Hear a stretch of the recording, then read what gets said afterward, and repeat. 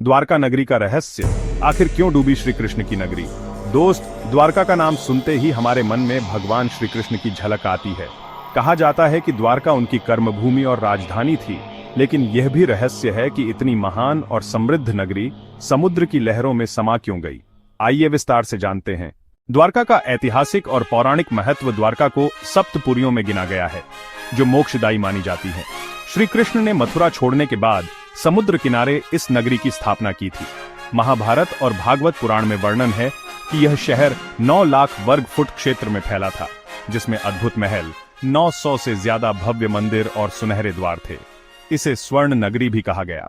कृष्ण ने समुद्र से भूमि मांगी और समुद्र देव ने उन्हें भूमि प्रदान की। मायासुर नामक दैत्य ने द्वारका का निर्माण किया था। यह नगर 7 मंजिला इमारतों, चौड़ी सड़कों और भव्य प्रासादों से सुसज्जित था। कहते हैं कि यहाँ हर घर में सोना चांदी और बहुमूल्य रत्न होते थे। महाभारत युद्ध के बाद यादव वंश में आपसी कलह और मद्यपान के कारण विनाश हुआ। ऋषियों के शाप और आंतरिक झगड़ों से यादव वंश समाप्त हो गया। कृष्ण ने अपने अवतार कार्य पूर्ण होने के बाद देह त्याग दी। उसके बाद समुद्र की लहरें उठीं और पूरी द्वारका नगरी को अपने अंदर समा लिया। इसे दैवीय लीला और कृष्ण का संकल्प माना जाता है। वैज्ञानिक और ऐतिहासिक प्रमाण। आधुनिक समय में भी कई वैज्ञानिक अनुसंधान हुए हैं।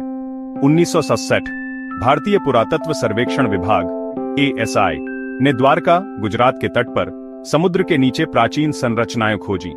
समुद्र तल पर 30-40 मीटर गहराई में दीवारें, ईंटें, पत्थरों के खंभे और सीढ़ियां मिली। कुछ शंख और लकड़ी के टुकड़े की रेडियो कार्बन डेटिंग से पता चला कि ये संरचनाएं करीब 9000 साल पुरानी हो सकती हैं। इससे पता चलता है कि यह स्थान वास्तव में समुद्र में डूबा हुआ प्राचीन नगर था।